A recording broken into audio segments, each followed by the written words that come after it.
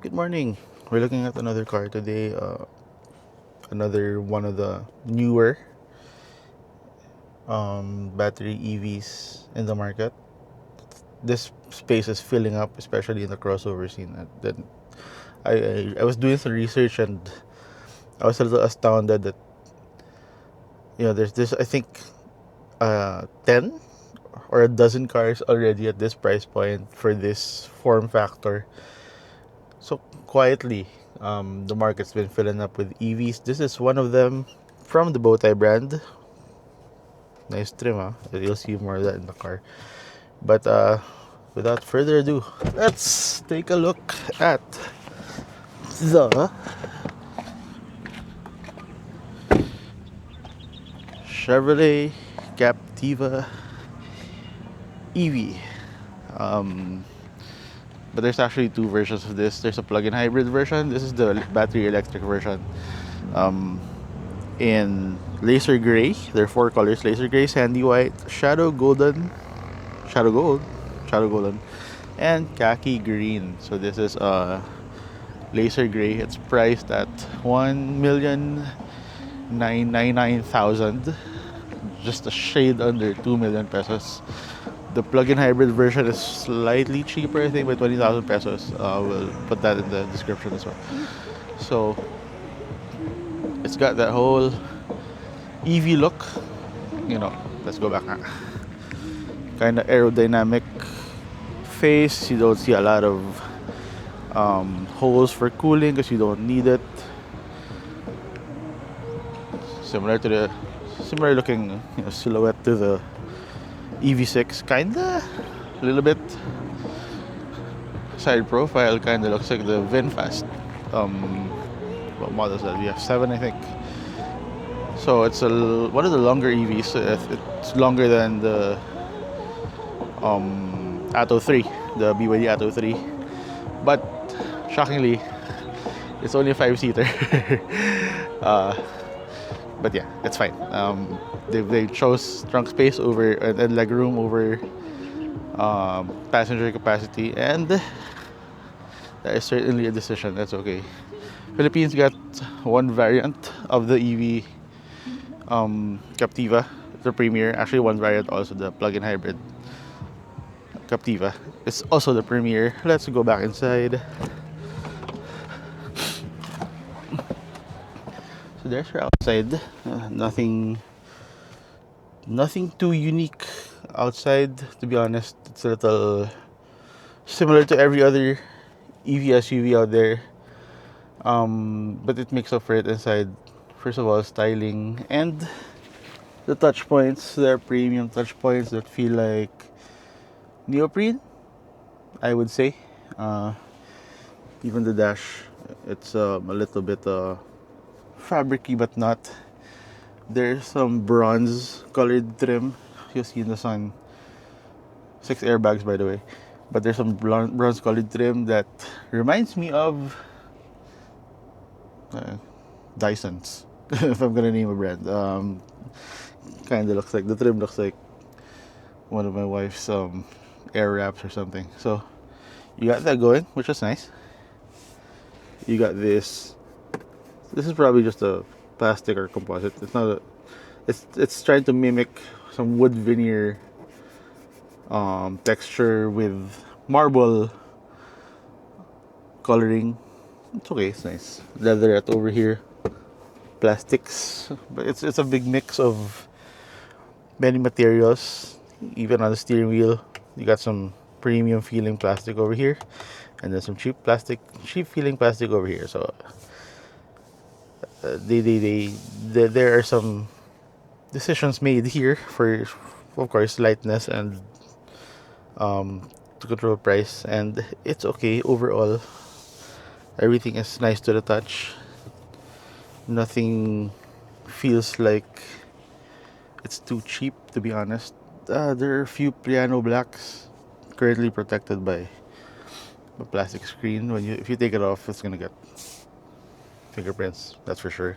But not too many of those, which is pretty welcome. Not too many piano blacks. I actually like the color of this. It's pretty elegant looking. center console. This is not a wireless tray, it's just a tray. But you can actually, let's look at it. There are holes, and you can snake cables through from, yeah, you have ports over there. You can snake them through here. Here, I hope it's seen. They go through here. You can plug your phone when you're charging. Besides Apple CarPlay and Android Auto, is it wireless? So you're gonna want a cable anyway. So get yourself, if you get one of these, get yourself a cable, put it through here, plug your phone, and you'll be good to go.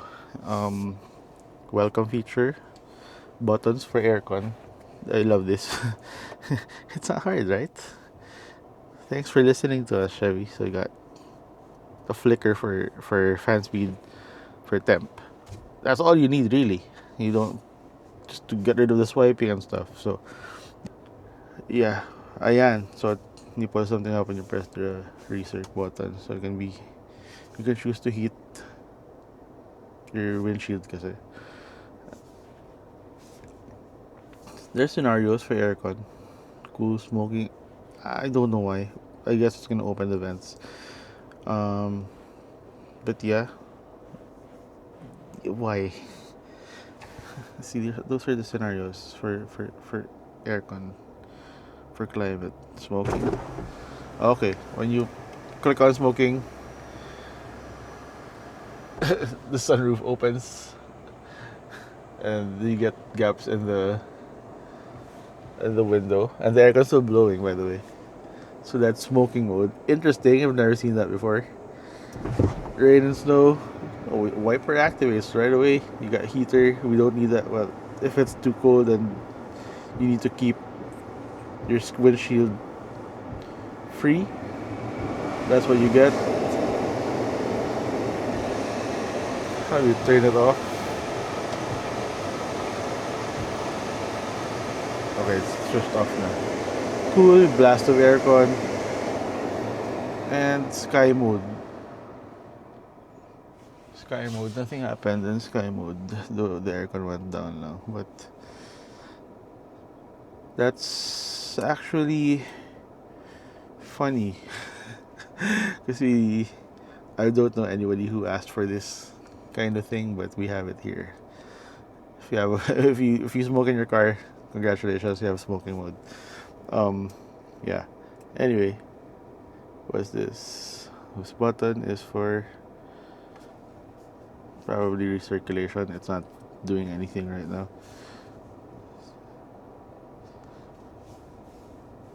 Okay, so my mistake kanina. I was swiping. It's not swipeable. You just tap pala. So the screen wasn't failing at all. It was working fine. Impromptu, you kind of dug through the infotainment anyway, but yeah. You get door settings for your lift. Wow, you're sensitive. Okay, so you can set your lift gate, sorry, closing muna this. It's too bright. Lift gate setting, you can put it up to, right now it's 100%. When I use it, it's 100%. So I guess you can just open it a crack if you need to open it a crack. There's a button, there's physical buttons out back, so no need to worry about controls over there. Door locks. Okay, you have options. Sunroof.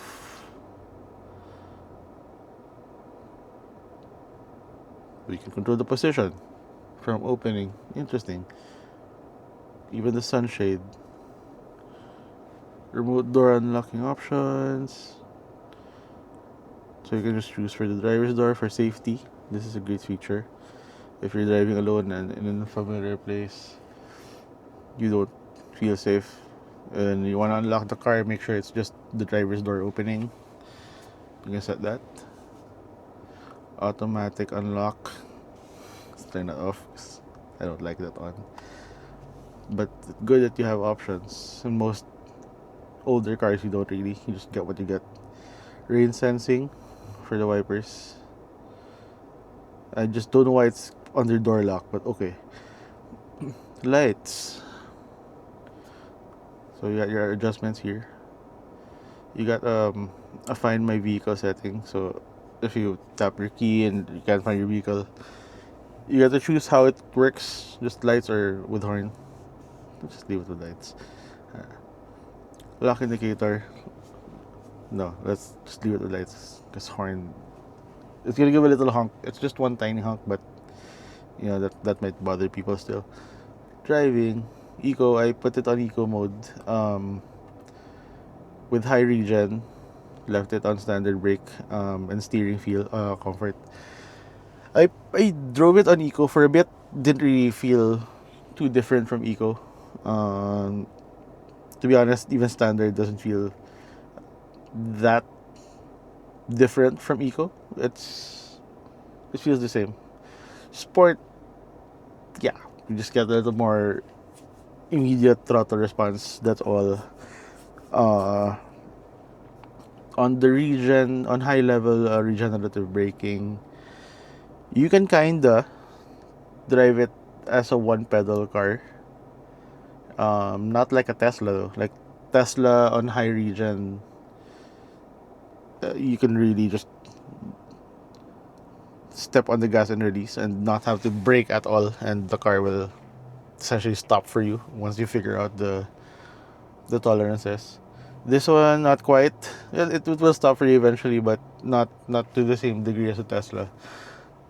Still recommended to step on the brake pedal. Well, that's good anyway. On standard, midway lang yan from between low and high. Low regen feels like a regular car na. There's hardly any regen sensation when you lift from throttle. You can really coast on this when you keep it on low. So there, that's to lang, just to give you some insight. Brake feel, standard is, it's, I don't really have a baseline for that, but comfort is very, let's just flip it. Sport, mas immediate the feel of the brake pedal. The physical stepping on the pedal doesn't change, but its reaction outside is what changes. So with sport, it feels a little bitier, a little more immediate. Comfort, it feels like a Camry. It's gentler. You kind of want to be braking earlier if you're on comfort, just because it feels more appropriate to use it that way. That's all. Same with steering. When you put it on sport, the steering hardens up a little bit, just a tiny bit, not that much. So overall, if you do own one of these cars, the Captiva, and you find your thing, sure, you'll feel the differences when you own it for a long time. But over the week that I've had this car, I couldn't really discern much of a difference between those three in terms of steering. So you got more controls. At 2M, you have a whole suite of here ADAS. Let's talk about that later. And you see some of the controls associated with ADAS here.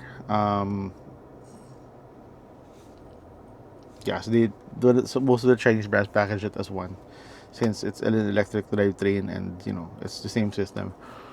So you got automatic hold, which does not have a physical button, by the way. I've tried. Tow mode, good. Hill descent, ESC off. You shouldn't need that at all, but if you get stuck in the mud for some reason, you might need to use that. Electronic parking brake, I don't know why there's a toggle for this, because there's a park button, but that's usually different from the actual parking brake. It's a secondary brake. This one, the park button is more like the auto hold.